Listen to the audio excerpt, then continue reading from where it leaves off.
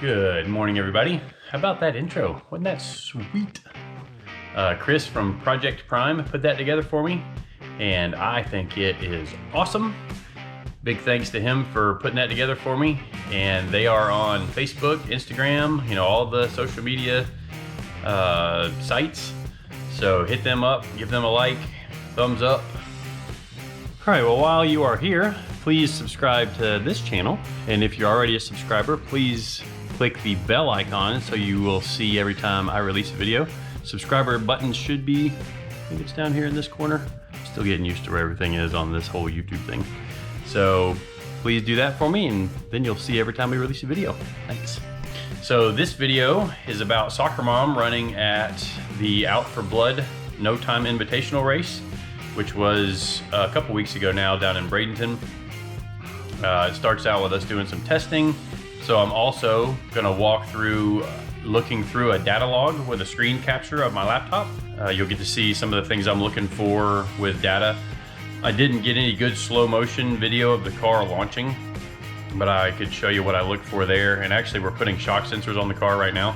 So I'll be able to correlate the shock data with the video data. In the past, we've always just used video to kind of see what the shocks are doing. Well, now we're gonna get real official-like and actually put some shock sensors on the car.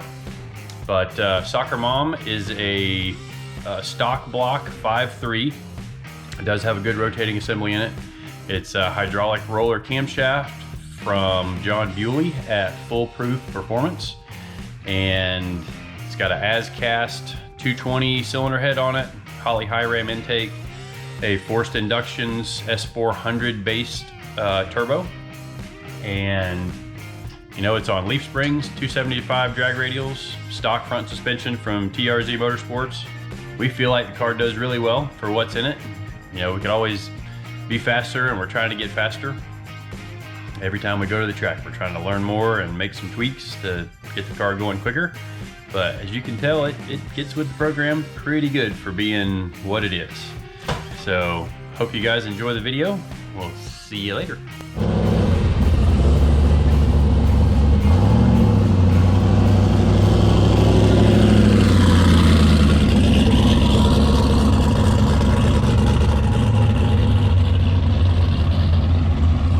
All right, so if you guys don't know this about SoccerMom, 3 of us own the car, 3 of us drive the car. I've been driving it for some events earlier in the year, and it's Kimber's turn to drive the car for some events later in this year. And so he's the one that's running this event just to get practice time. And it's, like I said, it's his turn to drive it.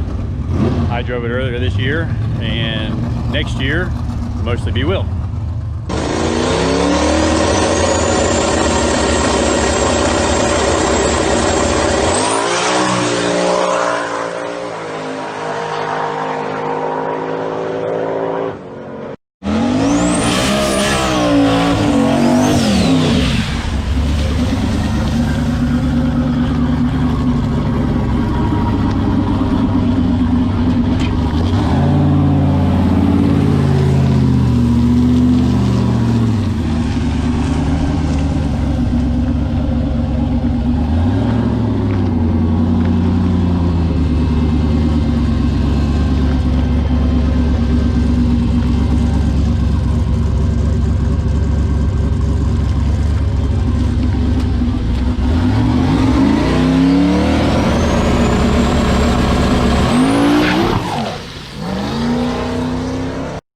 All right, so we spun last pass. Got a little too saucy with it. Saw a couple of things we didn't like in the tune, made some shock changes, but backing out, kind of went back to the run we had before, which was really good. We're gonna try and go make another one.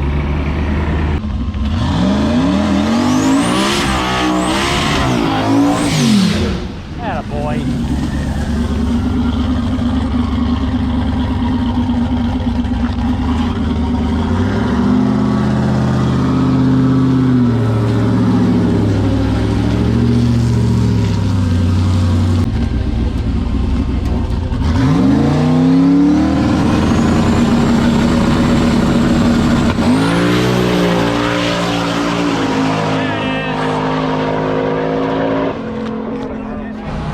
Alright, so like all race cars and race car people, we can't ever be happy with what we say we're going to do.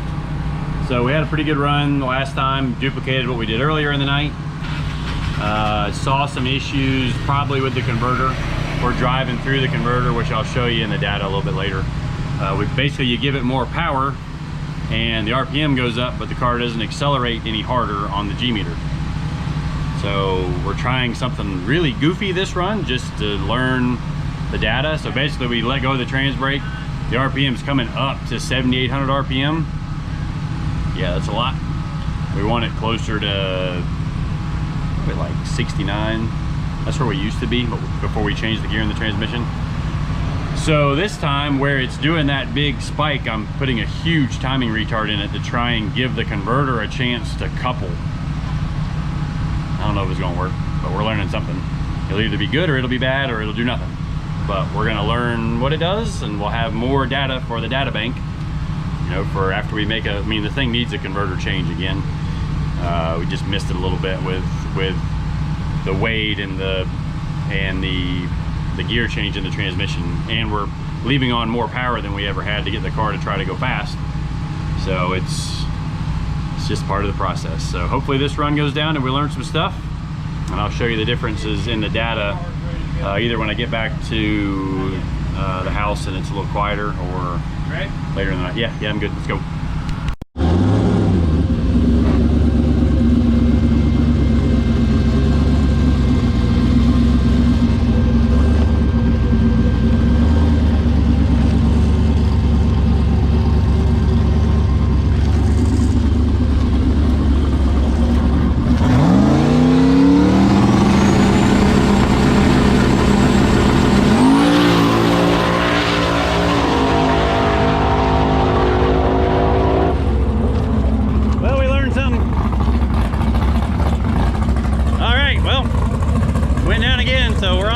Made it down the track. We haven't got back with the time slip yet, but hopefully it's a good one, and hopefully we're done for tonight, so we'll see. Yo! Alright, so that wraps up testing for tonight. We are rolling her in the box. We're going to see if we can come up with something to try for tomorrow to try to go faster. It's good that the car is consistent. Made a couple of really good runs after some changes, but we want to go faster like everybody else. The car shows that it's got potential to go, you know, half a tenth or a tenth faster than what it's doing, but it's just not doing it. So we're going to try and figure out why. Won't be any big enough changes that we can make before tomorrow, but at least we'll try and figure something out.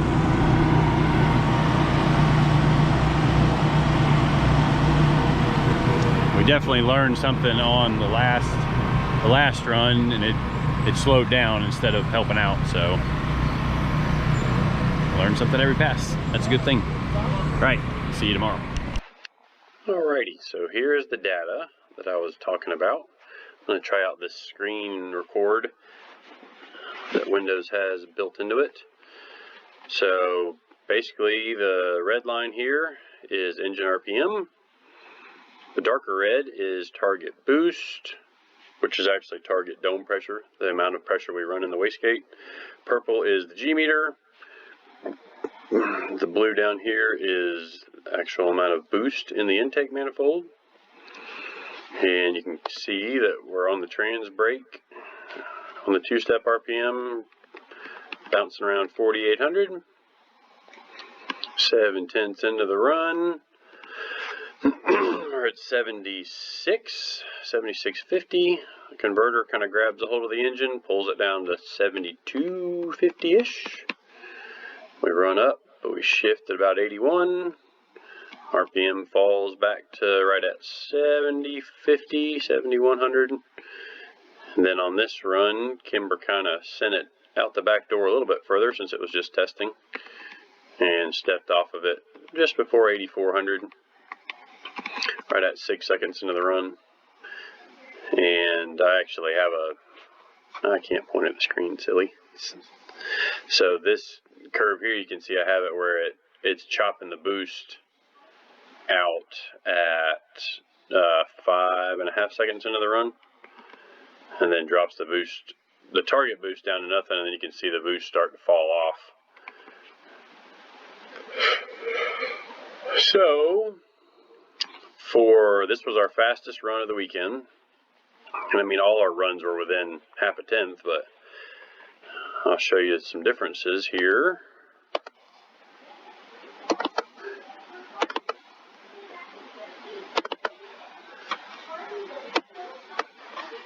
So this run we added more power, both with ignition timing a little bit, just a degree, and then you can see we raised our target boost curve, which also brought the boost up.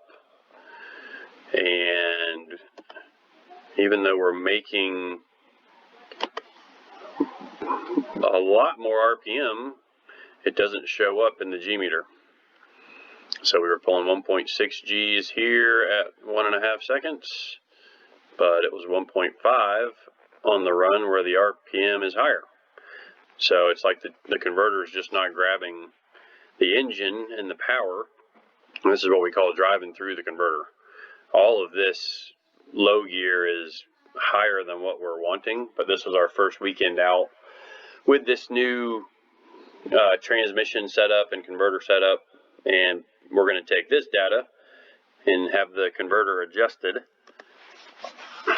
and you can see it makes more, about 100 more RPM in high gear, but the G never really is higher to the point that it's going to actually make the car faster.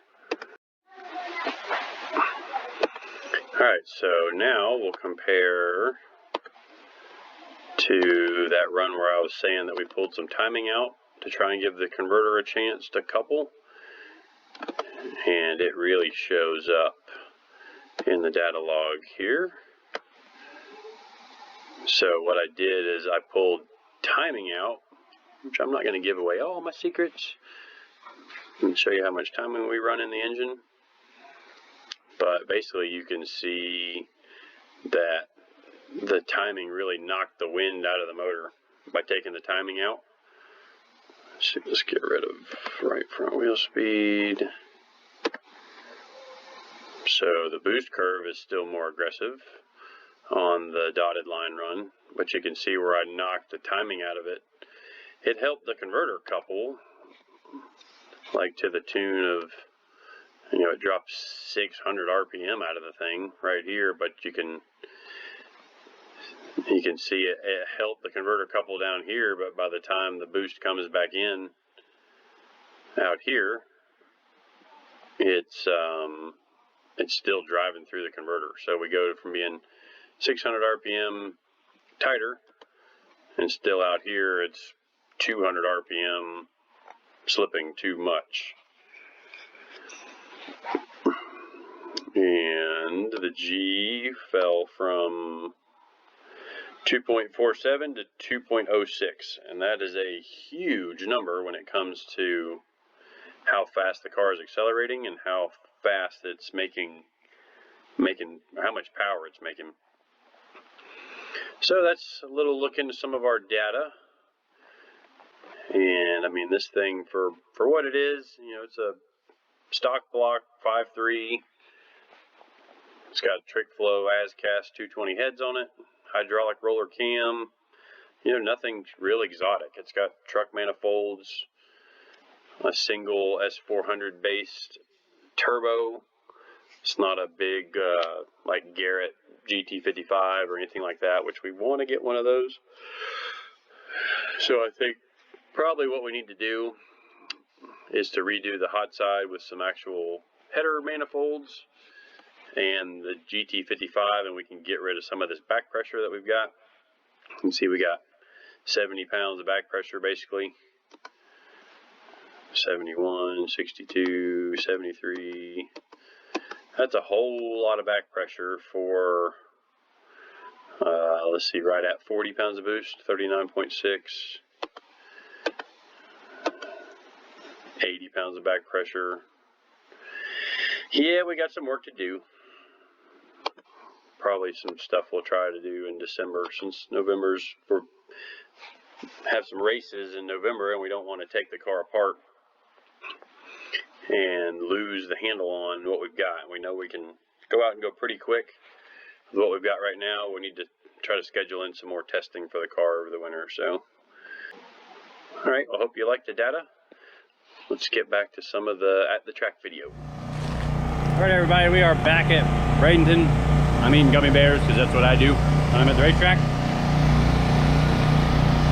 The guys made a run before I got back here this morning. I stayed in town with my girlfriend and my kids, and they're at the hotel right now swimming in the pool. But they made another good shakedown run. We put a fresh set of plugs in it so we could do a plug read. You can kind of see what our plugs look like after a pass. And what we have kind of noticed, I don't know if that's going to zoom in on that or not. We've got one plug that's showing, you can see the strap on the plug has got just a little bit of color on it.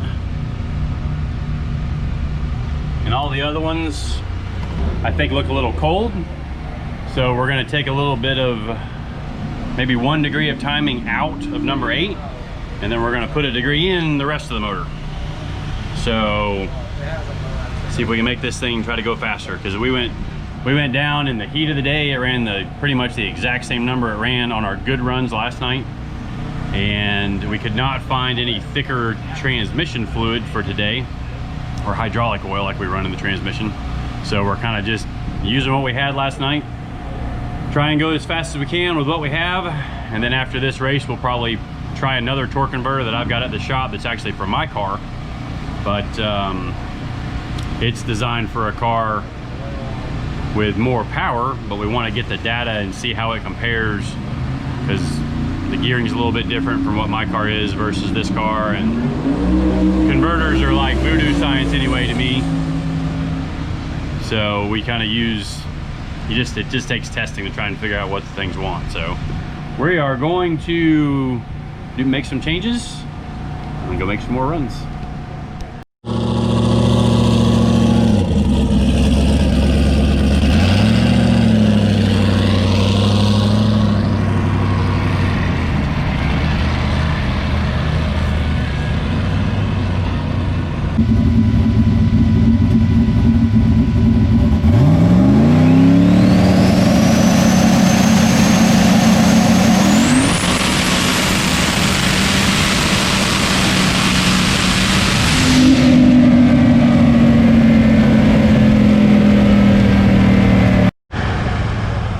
Camera shooting up. Got our nifty blue LED light installed in the interior. The guys we're running they got a Fox body Mustang with twin turbos on it. Let's see what we can do.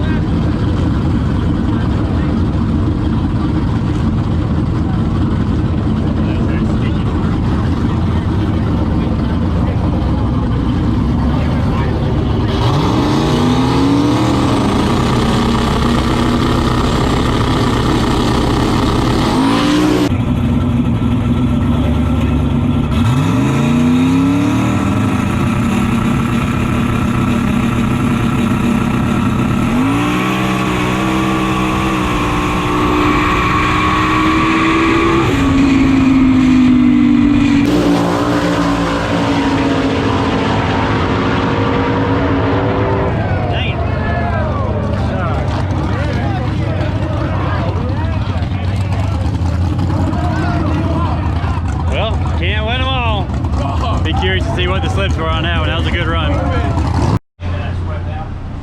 Well, we're all loaded up, headed home after first round loss. That happens sometimes. I think we drew a car that was equally as fast as us, which you could see from the undercar camera. They just barely squeaked us. We had a friend at the 8th mile and they said it was half a fender, like maybe a bumper. So we short tracked them, and then that car with it twin turbos and it's on methanol, and they run the back half a lot better than we do. So we got our little baby 5.3 engine. We had a single turbo instead of a pretty big LS with twin turbos and methanol, but hats off to those guys, they did a good job. It's apparently a pretty new car, or a new combination for that car, and they're got a pretty fast hot rod. So hopefully you can see that. It's a 111, 109, 3, 1089, and 1081. So pretty good times for leaf spring suspension in the back, stock suspension in the front, 275 drag radial, and a steel body 79 Camaro. I always get the years mixed up.